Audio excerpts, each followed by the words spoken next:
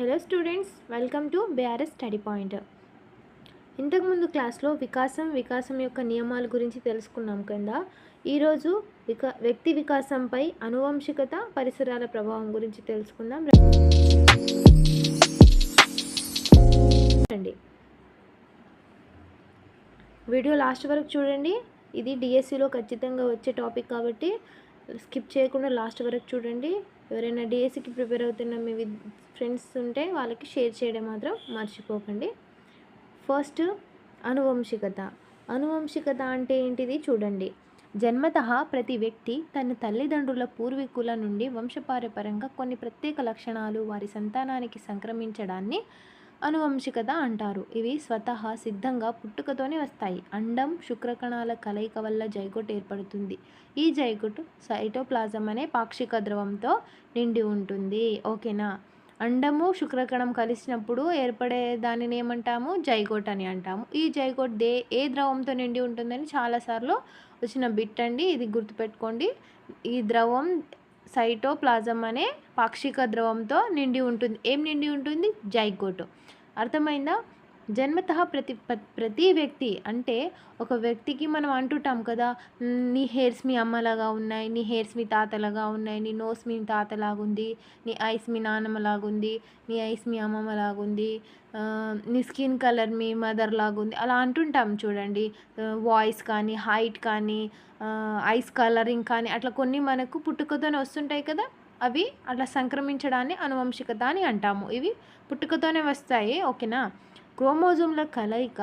క్రోమోజోమ్లో గల జన్యువుల ద్వారానే తల్లిదండ్రుల లక్షణాలు పిల్లలకు సంక్రమిస్తాయి. జన్యువుల నిర్మాణం డిఎన్ఏ ఆర్ఎన్ఏ వల్ల నిర్ణయించబడుతుంది. ఓకేనా. జన్యువుల నిర్మాణం దేనివల్ల నిర్ణయించబడుతుంది? DNA RNA.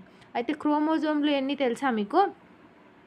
క్రోమోజోమ్లు ఎన్ని చెప్పండి ఎవరైనా తెలిస్తే.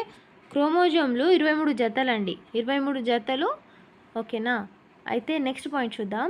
వారసత్వ సంక్రమణకు డిఎన్ఏ ఉపయోగపడగా జెనెటిక్ కోడ్లు పిల్లలకు చేరవేయడంలో ఆర్ఎన్ఏ డిఎన్ఏ సహాయపడుతుంది. వారసత్వ సంక్రమణకు డిఎన్ఏ ఉపయోగపడగా జెనెటిక్ కోడ్ను పిల్లలకి, అంటే జెనెటిక్ వచ్చిందని అంటుంటాం కదా, అదేమో ఆర్ఎన్ఏ డిఎన్ఏ వల్ల సహాయపడుతుంది. నెక్స్ట్, మానవుని ఎందుగల క్రోమోజోముల, ఇప్పుడు చెప్పాను కదా, మానవునిలో ఎందు క్రోమోజోముల సంఖ్య 23 జతలు.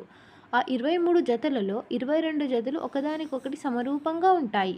అంటేనా? అంటే 23లలో 22 వరకు XX YY అట్లా సమరూపంగా ఉంటాయి. 23వ జత వల్ల శిశువు లింగం నిర్ధారితమవుతుంది. ఓకేనా. ఈ క్వశ్చన్ వచ్చిందని చాలాసార్లు గుర్తుపెట్టుకోండి. 23వ జత వల్ల శిశువు లింగం నిర్ధారం అవుతుంది. అంటే 23వ క్రోమోజోమ్ జతలలో తల్లి నుండి ఎల్లప్పుడూ X క్రోమోజోమ్, అంటే ఒక ఉమెన్లో ఎప్పుడు X క్రోమోజోమే ఉంటుంది, XYలో అట్లా ఏముండవు. కాబట్టి లింగం అనేది ఆడపిల్ల పుట్టిందా మగ పిల్లగాడు పుట్టాడా అనేది ఆ అమ్మాయిపై ఎప్పుడు ఆధారపడి ఉండదు, అది అబ్బాయిలలోనే ఉంటుంది. గుర్తుపెట్టుకోండి. X క్రోమోజోమ్ తండ్రి నుండి X లేదా Y క్రోమోజోమ్లో ఏదో ఒకటి వస్తుంది. తండ్రి నుంచి X వస్తే ఆడ శిశువు. అర్థమైందా? X కలిస్తే ఆడ శిశువు, XY కలిస్తే మగ పిల్లగాడు. తండ్రి నుంచి Y వస్తే మగ శిశువుగా నిర్ధారిస్తాము. వ్యక్తి యొక్క ఎత్తు, రంగు, శరీరాకృతి వంటి బాహ్య లక్షణాలు మరియు ప్రజ్ఞ, సహజ సామర్థ్యం లాంటి లక్షణాలకు కారణం జన్యువులే. అర్థమైందా? నెక్స్ట్, ఇప్పుడు జన్యుశాస్త్ర పితామహుడు ఎవరు? Gregor Mendel. ఇతను ఏం చేశాడు? తీపి బఠానీ మొక్కపై పరిశోధన చేసి 3 అనువంశికత సూత్రాలను పేర్కొన్నాడు. ఎగ్జామ్లో కూడా ఇలా కూడా అడుగుతాడు, who is the father of genetic అని.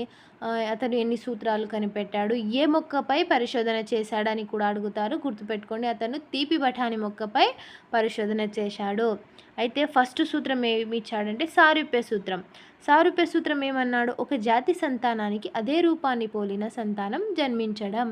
అంటే ఇప్పుడు పేరెంట్స్ ఇద్దరు తెల్లగా ఉన్నారనుకో, వాళ్ళకి తెల్లగా ఉన్న పిల్లలు పుట్టడం. పేరెంట్స్ ఇద్దరు బాగా ఇంటెలిజెంట్గా ఉన్నారనుకోండి, వాళ్ళకి ఇంటెలిజెన్స్ పిల్లలు పుట్టడం. పేరెంట్స్ ఇద్దరు సింగర్స్ అయితే ఆ పిల్లలు కూడా సింగర్స్ అవ్వడం. పేరెంట్స్ ఇద్దరు డాక్టర్స్ అయితే పిల్లలు కూడా డాక్టర్స్ అవ్వడం. ఇట్లా సారూప్యం అంటే సేమ్. ప్రతిభావంతులకు ప్రతిభావంతులు, అందమైన తల్లిదండ్రులకు అందమైన పిల్లలు, పులికి పులి, మనిషికి మనిషి జన్మించడం సారూప్య నియమం. ఓకేనా. వైవిధ్య సూత్రం. ఒకే తల్లిదండ్రులకు జన్మించిన పిల్లలు వైవిధ్యాలు ఉంటాయి. అవునా? మీరు అక్క చెల్లెలు ఒక ఇద్దరు ముగ్గురు తీసుకోండి. మీరు సేమ్ మీ అన్ననో మీ అక్కనో మీ చెల్లెనో అట్లా తీసుకోండి. మీరంతా సేమ్ ఉంటారు, లేదు కదా డిఫరెంట్ ఉంటుంది. అంటే అందమైన తల్లిదండ్రులకు జన్మించిన సంతానంలో ఒకరు అందంగా మరొకరు అందహీనంగా ఉండటం. ఒకే చెట్టుకు కాసిన మామిడి పండ్లలో కొన్ని పులుపుగా కొన్ని తీపిగా ఉండడం. నేను విత్ ఎగ్జాంపుల్స్తో మంచిగా పీడిఎఫ్ తయారు చేశానండి. మీకు కావాలంటే నాకు కమెంట్ చేయండి. మీరు కమెంట్ చేసినప్పుడు నేను మీకు లింక్ డిస్క్రిప్షన్లో పెడతాను, అక్కడ నుంచి డౌన్లోడ్ చేసుకోండి. ఓకేనా? నెక్స్ట్ ప్రతిగమన సూత్రం. ఏంటిది? ప్రతిగమన సూత్రం. దీనిని తిరోగమన నియమం లేదా వెనుకకు పోయే నియమం అని అంటాము. ఓకేనా? అంటే రివర్స్ అన్నమాట ప్రతిగమన సూత్రం. ఉదాహరణకి ప్రతిభావంతులకు బుద్ధిమాంద్యం గల పిల్లలు జన్మించడం. ఎవరు? ప్రతిభావంతులు ఉంటారు కదా, బుద్ధిమాంద్యులు అంటే తెలివి తక్కువ గల పిల్లలు జన్మించడం. లేదా మంచి తీపి ఇచ్చే మామిడి చెట్లకు పుల్లటి పండ్లు కాయడం. తెల్లటి అందమైన జంటకు నల్లటి సంతానం కలగడం ఈ నియమాన్ని బలపరుస్తుంది. పండిత పుత్ర పరమశుంఠ అనే సామెత ఈ నియమానికి చెందును.